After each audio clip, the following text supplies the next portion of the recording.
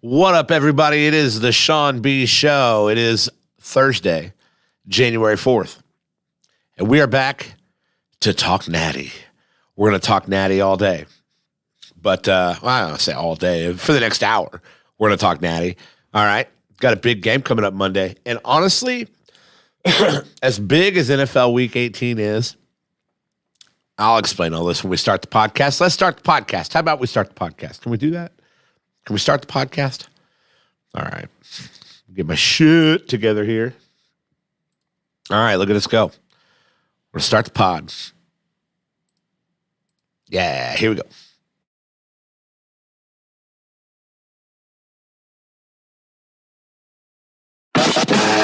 You're listening to the Sean B. Show on Second String Media.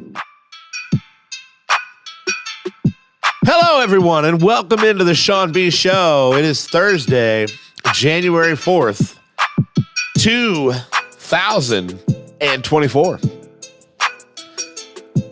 And the Sean B. Show is live on YouTube at Second String Media and on TikTok.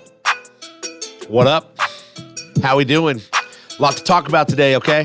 I wanted to do this today because honestly, this weekend shows are going to be so NFL-centric because Week 18 has so much packed into it. I know a lot of people are big college football guys, big college football fans, whatever you may be. I wanted to give this national championship game a show kind of its own, where we basically just focus on breaking down this national title game as well as we can. You know what I mean? I'm not sitting here pretending to be some kind of analyst or anything. I just want to go over stuff, talk about stuff. I don't want to be like I want to sit here and pretend to be some college football guru that just knows everything. I don't know everything. I know my interpretation of the game. I know I'm a sports bettor, and I know how I will figure out how to bet this game and kind of where to go from there. But no, I'm not some like college football guru or anything, but I definitely want to give this game the conversation it deserves. And of course, on Saturday and Sunday, whilst going over NFL Week 18, we will also discuss more about this college game. It just won't be quite the discussion that we're going to have today about it. So get in the comments on TikTok or on YouTube. Some of you are watching on Facebook. That's fine too. But if you want to help these streams out that we do in here, be it the Mind Snacks podcast we were on last night. Great show last night. Go check that out on Spotify and iTunes. But if you want to help us out, go to youtube.com at Second String Media and just subscribe and get that notification bell. Hell, if you're on TikTok watching and you just like watching live on TikTok, go to TikTok. Follow me on TikTok. 2SM Prez. Got a few podcasts that we do out of this studio that is wildly changing. I know a lot of people notice and they comment, why is it just a plain white background behind you? We're working on it. Okay? We're working on it. I want you guys to know we're working on it. So, yeah, help us out. Follow us on YouTube. Subscribe to the YouTube channel. Follow us on TikTok. Myself at 2SM Prez. That's my personal TikTok account, but, we're growing, okay? We're going to grow it. We're going to get there. All right? How are all you people doing today? I hope everybody's having a wonderful day. It's day 4 of New Year's resolutions, and I hope everybody's still sticking to their shit hardcore. I know I have done my best, but we're just busy as adults, right? Like, I'm not trying to make an excuse. Like, it's just a busy time as adults. And it's tough. We've got a lot of changes.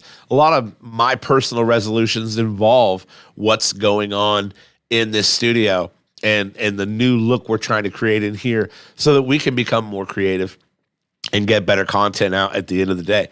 So that's what we're trying to do, and it's going to be awesome, man. I'm stoked. I think my favorite resolution that I made this year is that this business and this production that we do in here will look wildly different. It will be unrecognizable from today to this time next year. So that being said, today is about college football. Today is about talking Natty. And you can't discuss Natty without discussing the Rose Bowl and the Sugar Bowl. Little run-throughs there. Going to compare these two teams, Michigan and Washington. But, at first we must discuss what Michigan was able to do against Alabama in the Rose Bowl. Now, a lot of people thought Alabama was going to come in and win this game. Michigan having a tough time getting to this national championship game. Last year, of course, we remember the TCU game. Michigan got off to a slow start, never could recover. The Crimson Tide are who the Crimson Tide are. Yeah, any team coached by Nick Saban is going to be tough. It is what it is. The thing I saw with Alabama here is that Michigan, they've got that number 2 passing defense in the country. Jalen Milroe, only 116 yards in the air. Alabama, very one-dimensional.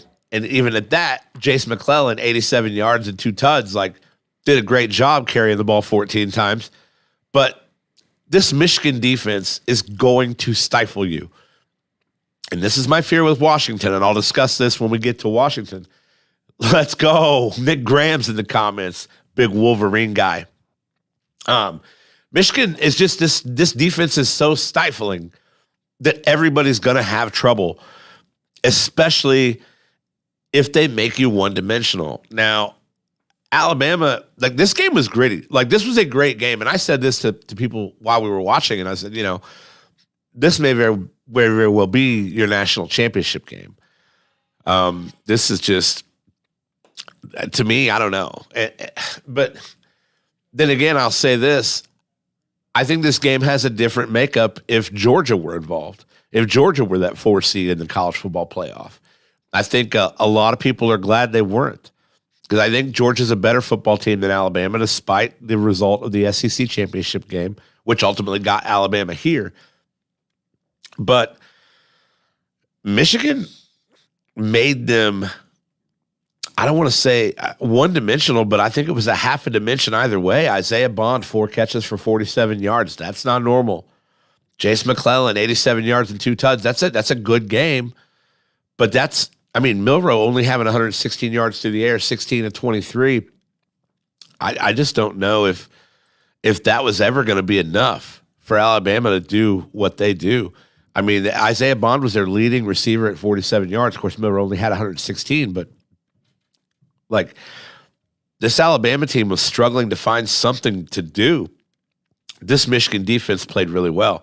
Michigan, on the other hand, J.J. McCarthy, 3 passing tuds, 17 to 27, 221, 3 tuds. That's not a J.J. McCarthy line at all. Blake Corum, of course, doing Blake Corum things. He's always going to do that. The fact that he only had 83 yards is a surprise. He's an 1,100-yard rusher.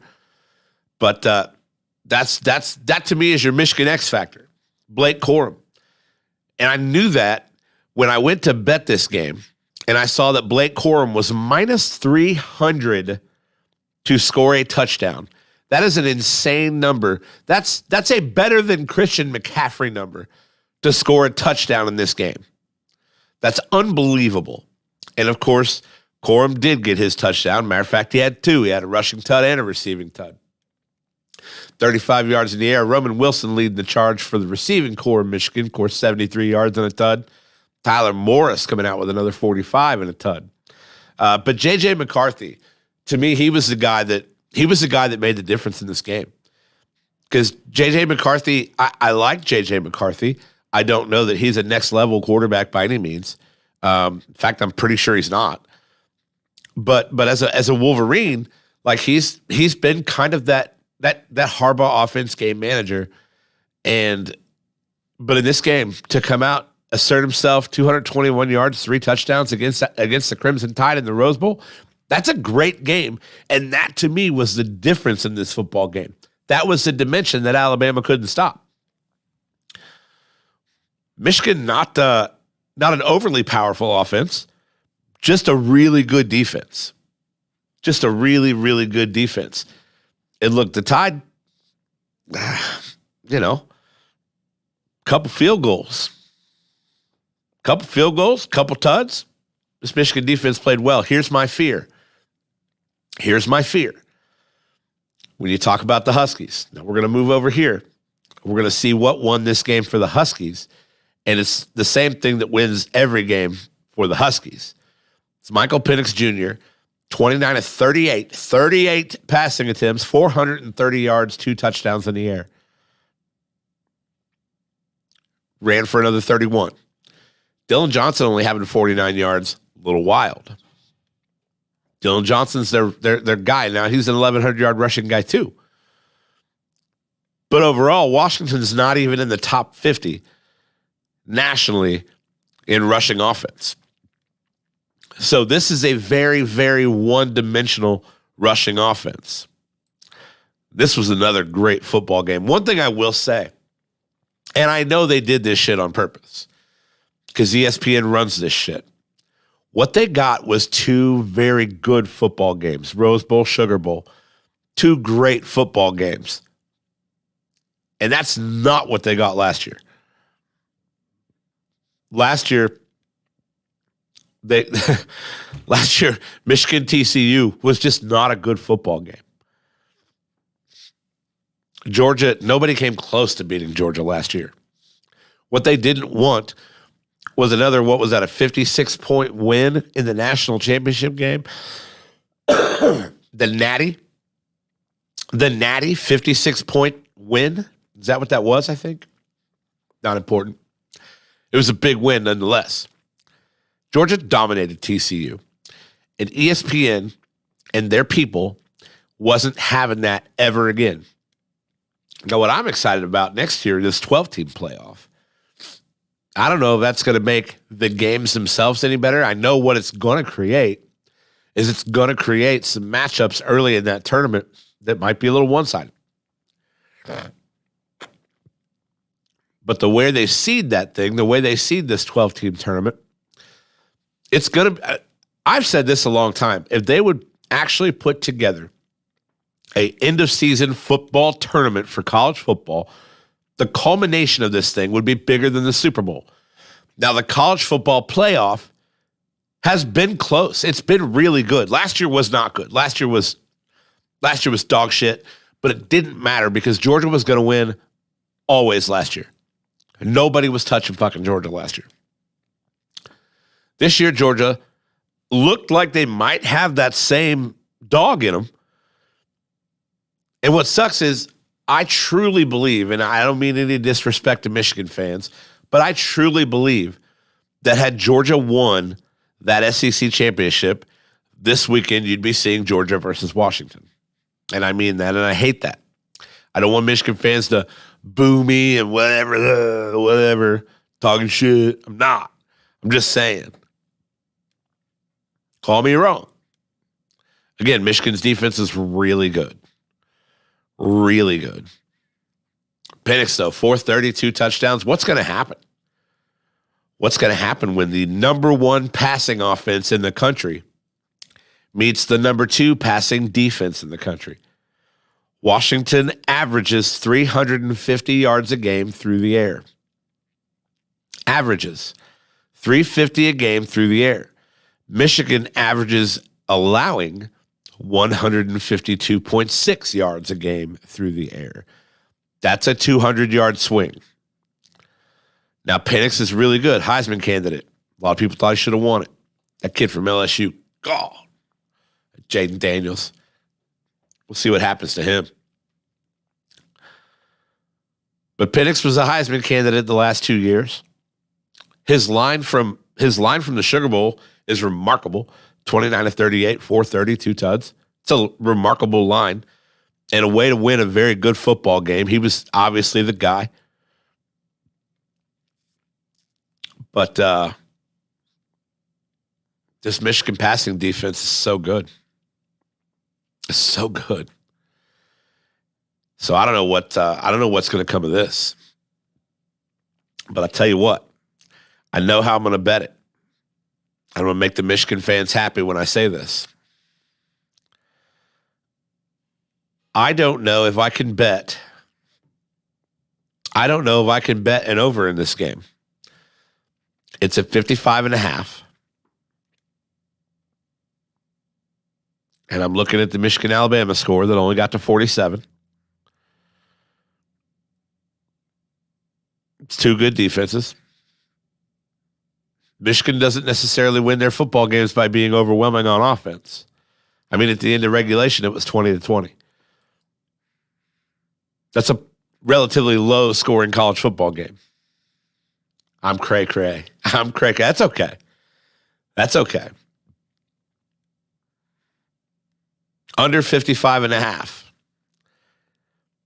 However, I do think Michigan wins this game by more than a possession.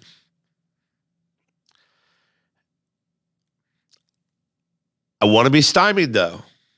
My desire to be stymied. A lot of people took Washington in the 4.5. I think Michigan's defense is too good. Way too good. Washington doesn't see anything in the Pac-12 like they're about to see from the Big Ten. And they move to the Big Ten next year. These guys play each other again next year. Washington doesn't see anything in the Pac-12, which hasn't won a national championship since 2004, like what they're about to see in Houston, Texas, at Energy Stadium from the Michigan Wolverines. Take the under. Michigan wins by double digits, 31-14. We said that last night. And again, I say definitely the under. 55.5 is a big number. I hate betting unders. I absolutely hate betting unders. But I'll tell you this much. The way I see this game, if this game hits the over, it'll be because Washington found a way to let loose offensively. And I don't see it happening. I do not see that happening. So under 55.5 to me is an easy bet, even though I hate betting unders. Under 55.5, I do think Michigan wins. I won't say double digits. I won't say 31-14, but I like your style there, Nick. 31-14. I don't know if, Washington's defense is good enough to be where they are. Good enough to be where they are. I'll say that'll be an interesting matchup. Washington's defense against Michigan's offense. That'll be an interesting matchup. That's the two phases of these two teams that you don't hear about as much. And again, if J.J. McCarthy comes out and has another game like he did against Alabama, then you're talking X factor. But I'll say this still. McCarthy didn't, he was, so McCarthy threw for 221 yards, 3 touchdowns. That's not a J.J. McCarthy line. Good game. Corum tacked on another 83 with a rushing tut. All those things happening. And Michigan still only scored 27 points. So that's my concern is the Michigan offense. How well can this Washington defense respond to that opportunity? Penix and the Washington offense are going to have fits all day long. They're going to have fits. That doesn't mean they can't overcome them, but they're going to have fits.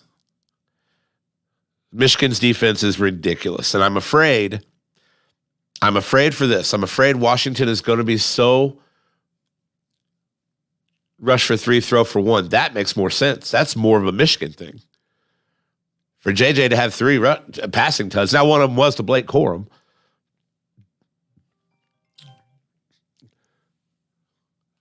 But I think that where you're going to see this game decided is the fact that Washington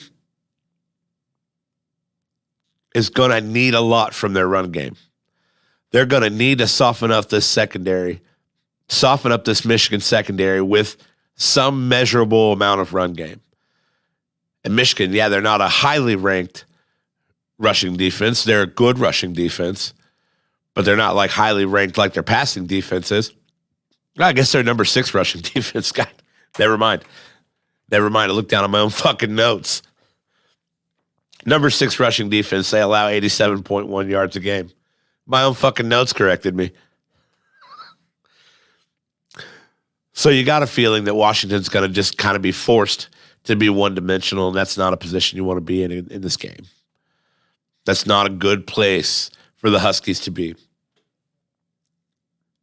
And again, this Michigan defense is nothing like they've seen in the Pac-12. Nothing. Pac-12 going away after this year. Washington trying to send the Pac-12 out with a championship before they contribute to the disbandment of the Pac-12. Two muff punt returns played a major factor in the final score of that game. Absolutely, it did. But those incidental things happen. They happen. This is a huge stage for a lot of these guys. Those incidental things happen. Like I said, the most impressive thing for me from the Rose Bowl was the play of J.J. McCarthy. The play of J.J. McCarthy was most impressive to me. He was the guy.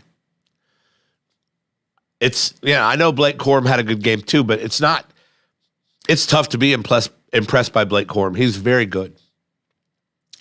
He's going to give Washington absolute fits. And that's why I think you'll see McCarthy's line drop a lot, because I think Blake Corum, Washington doesn't have near the rushing defense Alabama does. Blake Corum, I think, is going to have a day. I'm going to see here. Let's look at some player props, because I like Blake Corum to have a massive day in this game. Over 106.5. Yeah, I can take that. I can take Blake Corum over 106.5. Washington's defense isn't even in the top 50 in a run defense. Team scored 9.5 points a game against Michigan. 9.5 points a game. Washington scores 37.6 a game. They're going to score more than 9 points.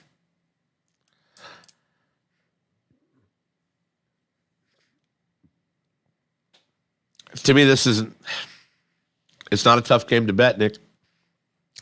Not a tough game to bet at all.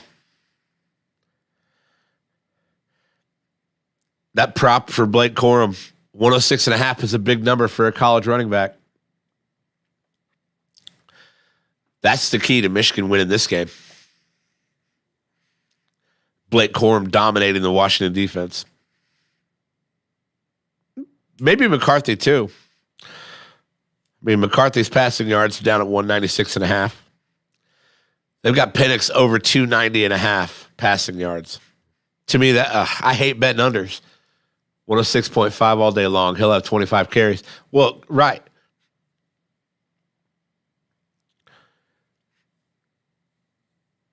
He had 19 against Alabama in a game where McCarthy threw the ball 27 times. Penix over 290.5 in the air. I don't like it. Number 2 total passing defense. So Michigan averages giving up 152.6 yards per game through the air. Penix, a Heisman candidate nonetheless. Over 290.5? Nah, bro. Listen, here's what I'll tell you about betting Alabama, because I bet this. Jalen Milroe's passing over was 223.5. 223.5 in the Rose Bowl. And I bet that shit.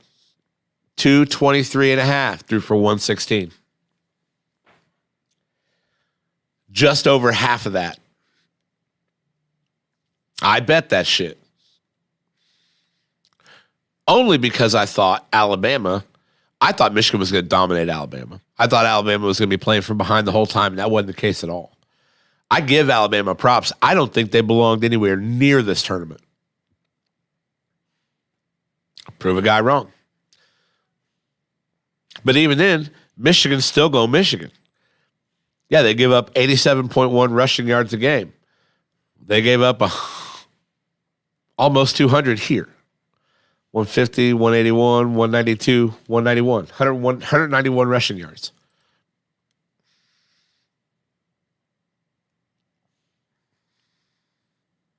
Uh, 172. That's not what the math says. I quit trying to follow this shit.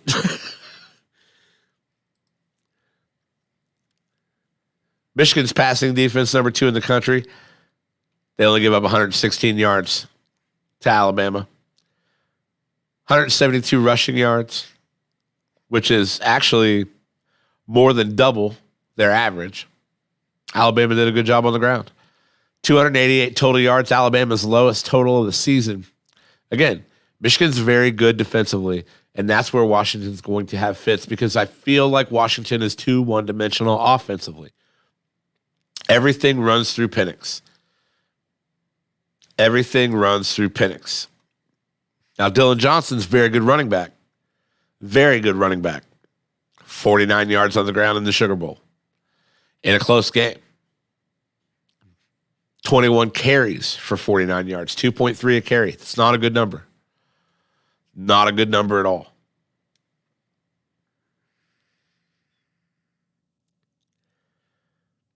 You dive into this game and you dig into the numbers.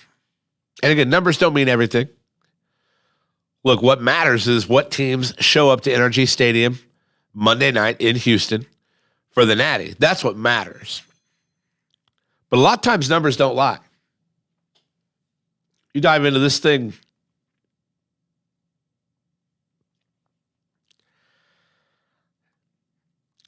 Penix's passing numbers are overwhelmingly good. Michigan's passing defense numbers are overwhelmingly good.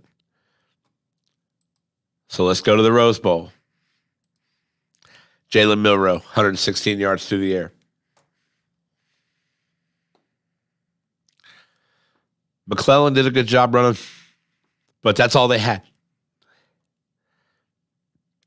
Isaiah Bond, 47 yards. Not normal. Michigan is going to overwhelm Alabama. Is absolutely going to overwhelm Alabama. I 100% believe that. I've got no qualms in saying that. Diving into the numbers, not Alabama. Michigan is going to overwhelm Washington. Sorry. Jesus Christ. I'm stuck on this. How close this game stays will depend on Michael Penix Jr. I like Blake Corum's rushing over. I think Nick's right. He will carry the ball 25 times. And mostly because I think Washington will be playing from behind. Blake Corum over 106.5. Penix Jr. over 290.5. Let's go see some receiving yards. Huskies.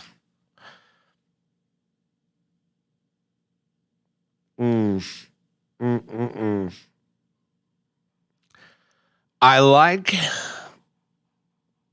Jalen Polk's number. Jalen Polk is the number I like. Rome Odunze is way too high at 89.5.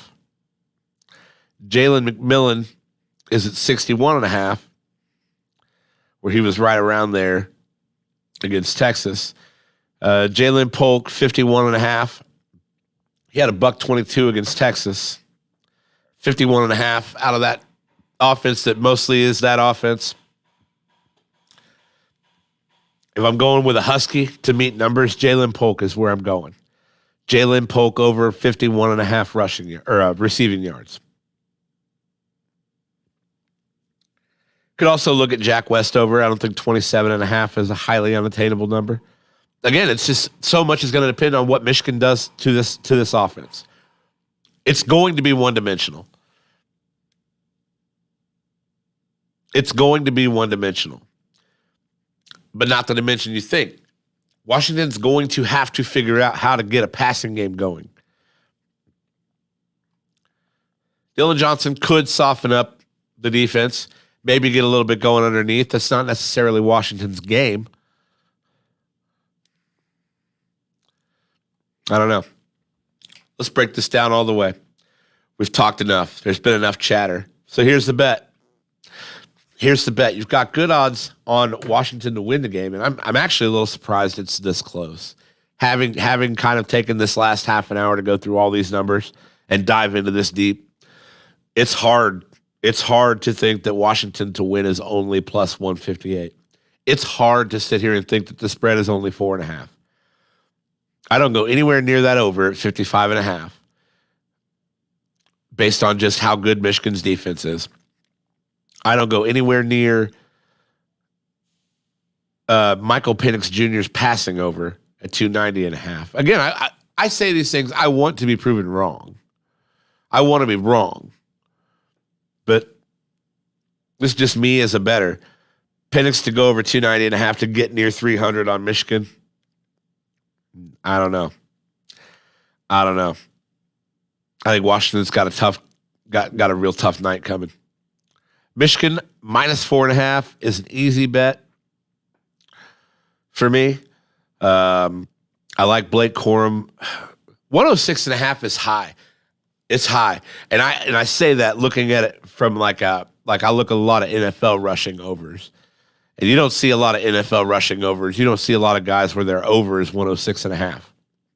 But the odds on it are even. It's minus 117 for him to rush over 106.5. Somebody thinks he's going big. Rome Odunze's yards, I don't go anywhere near that over at 89.5. I like Jalen Polk's number at 51.5. Also like Westover, even though the odds aren't that good. Wolverines. It's just so hard with Wolverines receivers because he's going to throw to whoever. I would have thought that Cornelius Johnson would have had a better game against Alabama. In fact, I had his over. He had 2 catches for 12 yards. Roman Wilson was a stud. 73 yards on a tutty. Roman Wilson over 47.5 is a number I can get on board with. Cornelius Johnson's down there at 39.5. You got to think you might be okay there.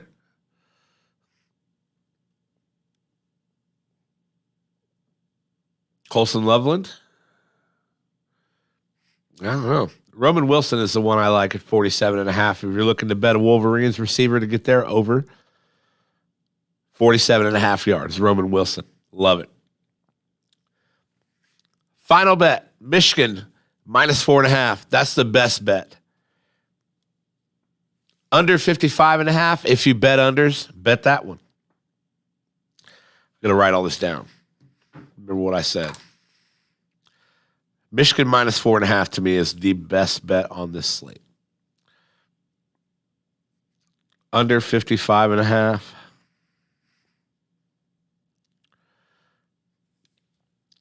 And then, of course, the player props. I don't like Penix to get anywhere near his yards. I like Corum over rushing yards at 106.5. And, yeah. Yeah, those are the ones I like the most.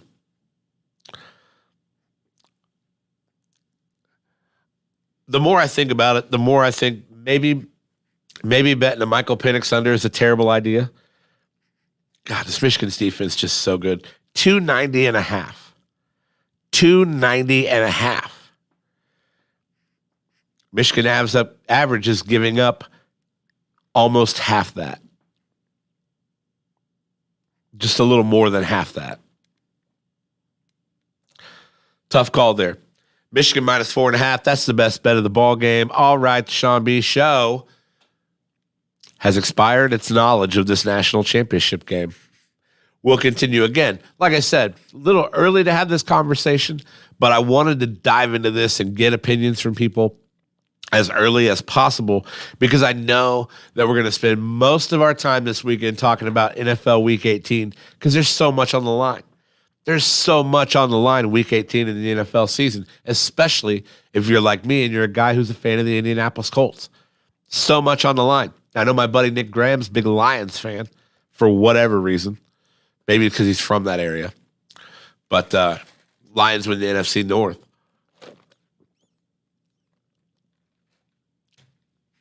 I'd be remiss if I didn't take a few minutes, because I know you guys know that in this room, this is a house of the Indiana Pacers.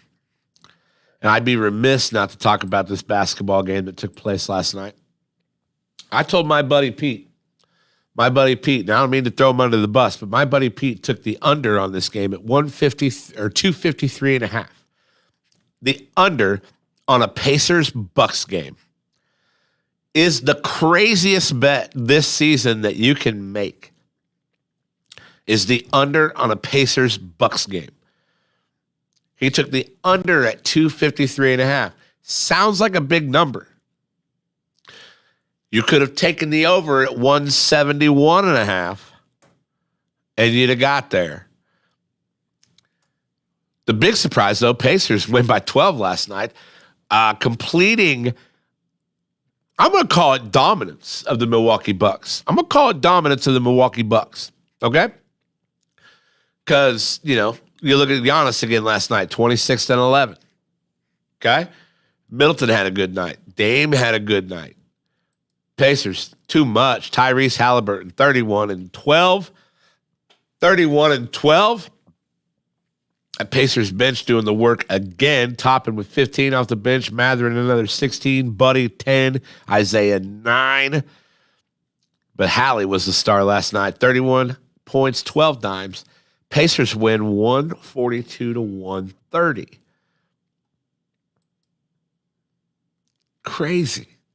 Crazy talk, right? Pacers dominating the Bucks this year. That's 4 wins against Milwaukee. 1 loss. 3 regular season wins, 1 in-season tournament semifinal win. And then, of course, 1 regular season loss. Pacers owning the Bucks this year. Bucks still in second place up there at 24 and 10. Think about this.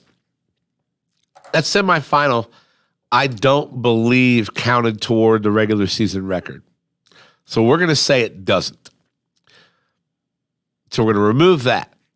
10 losses for the Bucks this season, 3 of them at the hands of those pesky Pacers out of Indianapolis. Pacers are 19 and 14 this year, 7 games behind Boston, only 5.5 behind Milwaukee, sitting 5th in the Eastern Conference as we speak. And look, tough schedule coming up. All right, they're going to Atlanta tomorrow, going to Denver Sunday, Utah Monday, and then out to Sacramento, West Coast road trip. West Coast road trip's always scary. In a place where the Pacers have played very well as of late. After having their little skid, the Pacers have won, what's that now? 1, 2, 3, 4, 5 in a row. 5 in a row for the Pacers. What you need heading into a West Coast road trip. Okay, but 5 in a row for the Pacers. That's what's up. That's coming off of a skid where they lost 1, 2, 3, 4, 5, 6, 7 in a row. Yeah. So, 5 and 7. Yeah, 0 turnovers. That's the story of Tyrese Halliburton. The other night, said something. He had a damn near triple-double. It was 26, 11, and 9. And I said, but, he had 2 fucking turnovers. So what's this guy's problem? Do we have a Tyrese Halliburton issue? All these assists, but now he's turning the ball over twice a game? The fuck's going on? That's been the story with Tyrese, man. All these assists, all these huge numbers, all while not turning the ball over. And that's been the big thing with Tyrese, with Hallie. Not turning the basketball over. It's a pretty important thing for a point guard to do. And Tyrese Halliburton does it, doing it so well. He's had a remarkable year. He's getting all the love that he deserves. He probably deserves more love than what he's getting. But we're going to look here. Let's look, just go some recent games. Here we go. Assists, 12. Double in his last 5 games. Double-figure nights in assists. 12, 11, 23, 20, 10. That's 30, 53, 64, 70, 76 assists and 7 turnovers in his last 5 games. 76 assists to 7 turnovers in his last game.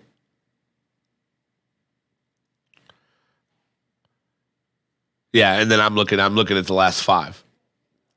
I'm looking at the last 5 where he had 10 against Houston. Yeah. 76 assists, 7 turnovers. In this Houston game that you're not including, Brady had 10 assists and 3 turnovers. So the math adds up. The maths. That's a great thing. Tyrese Halliburton deserves all the love that this league will give him. He's going to be an all-star. I don't know if he's in anybody's MVP conversation right now. He's absolutely driving the Pacers to the position they're in. Last year, they fell apart when they lost him. This year, he's been the driving force. The numbers that he is creating are just, they're without turning the basketball over. 76 assists, 7 turnovers, last 5 games. That's nasty.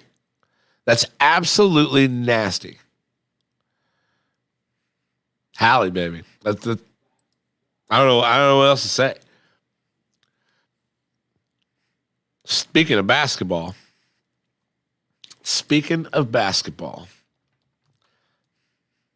the Hoosiers. What's going to happen as this Big Ten season starts? Well, I'll tell you, it didn't start pretty.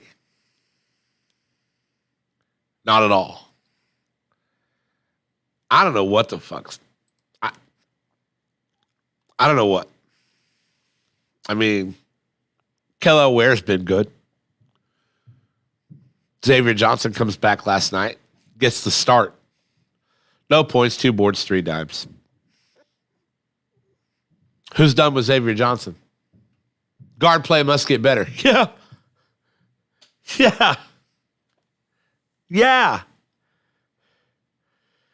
Guard play must get better. Guards must get better. The thing about this Hoosier team is they're really good up front. Malik Renew's had a great year so far. Mbako's coming around. Kelly Ware's been a stud.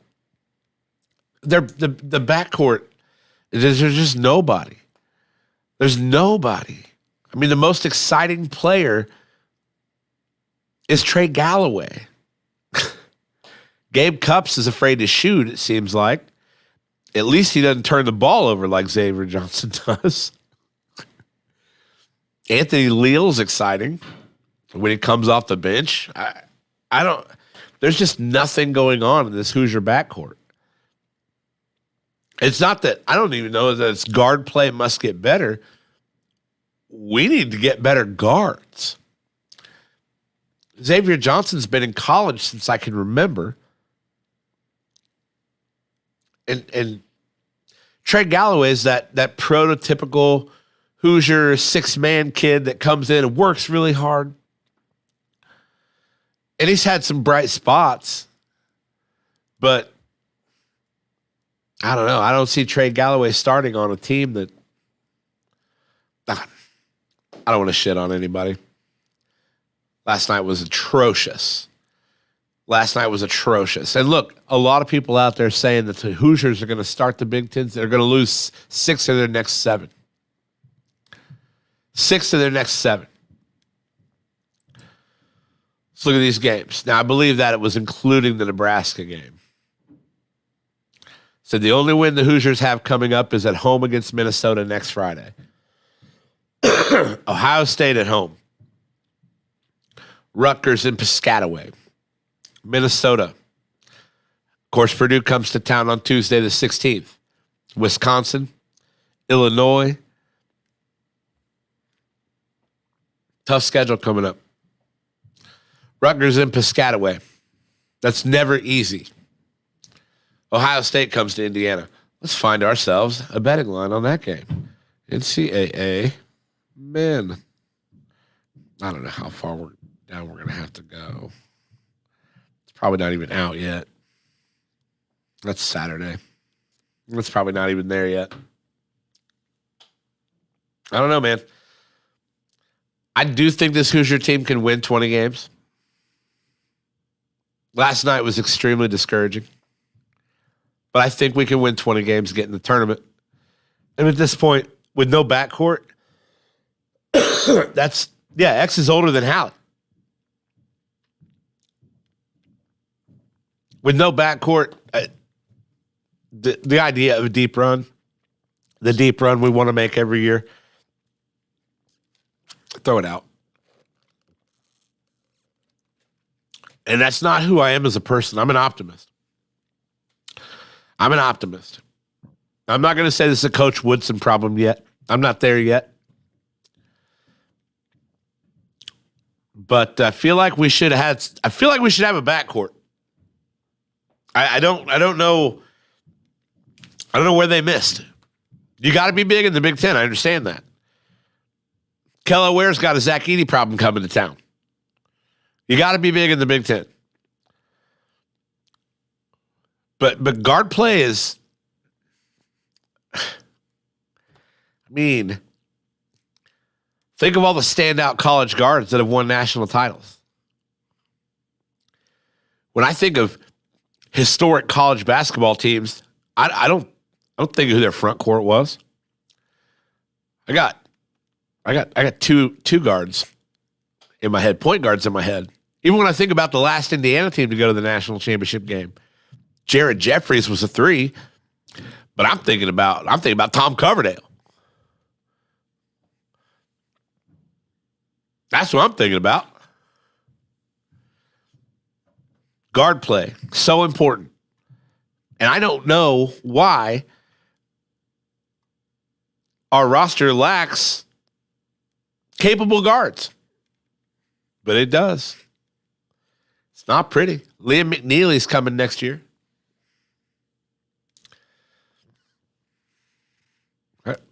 We'll see how this goes. I don't know that I love it. I don't know that I love it. You know what? No reason to stick on the negatives. College football Natty is Monday night, January 8th at 7:30 p.m. Energy Stadium in Houston. And this weekend, I'm going to be in here Saturday and Sunday because there's so much to talk about. NFL Week 18, so much to talk about. All the scenarios. It's an exciting time, dude. It's the most exciting time in the NFL season. It's the end. Who's going to get into the playoffs? Who's going to get left out of the playoffs? As a Colts fan, we've been in this position for the last few years where it's like, all right, last year we were not in this position. But before that, like, you think about having to go to Jacksonville and win, where everybody knew we were going to win in Jacksonville and get into the playoffs, and then we didn't. You think about all these things that, where it's just like comes down to the last week for the Colts. And here we are again, a home matchup with a division opponent for a spot in the playoffs. If Mike Vrabel keeps his promise and Tennessee doesn't mail it in, could be a battle for the division. Tilo and the Jags not playing that well. Yeah, they got to hit up the portal. They got to do something, Braden. There's no guards. What do I think of the new UFL? You're going to check it out? Of course. I've checked out the XFL. I've checked out the USFL. I like the idea of a minor football league a lot. I like the idea of a minor league football. And I don't think it's a situation where any of these teams would ever be able to compete with NFL teams. And I don't think they have to. But a situation where people could go and develop. Football's always had you got to be 3 years out of high school rule before you can go to the NFL. But, an option where kids don't necessarily have to play in college. They can go play here in this league, get some film on them, get some. That's what these leagues are designed for guys that need to have film out there on them. Go get some film on you, play in these leagues. So we'll see what the UFL does. You're combining financial forces, marketing forces. I think an off-season minor league football, operation. I don't think it's a bad thing. I think it can be a great thing. So we'll see. long as The Rock's still involved. I want The Rock involved. That's what I want. The Rock's got to be involved, or I'm fucking out. Give me Rocky. Give me Rocky. It's cold as shit in here. All right. That has been the Sean B Show. We're going to call it a day. All right. I ran over on Tuesday, so I'm getting my minutes back by not running over today. Guys, make sure to check out our sponsors, okay? Main Character and Company, MANE Character and Company on Facebook. You want to get them lashes done? You want to get that hair did? Main Character and Company. Go check them out. That's Wifey's company. Sarah Marie Burton doing the thing. All right. Just opened up, started 2024. Main Character and Company. Lash extensions, color and style. You want to feel good? You want to look good? You want to treat yourself? Hit up Main Character and Company on Facebook. Go see Wifey. Also, of course, I'd be remiss to not tell everybody on YouTube that we're doing right here in the Edge Construction Studio. Edge Construction, the masters of all things construction. Call my man Brian Jones, 343-3035. Site development, dirt work, construction solutions. Let him know. This has been a podcast. I'll see you guys later.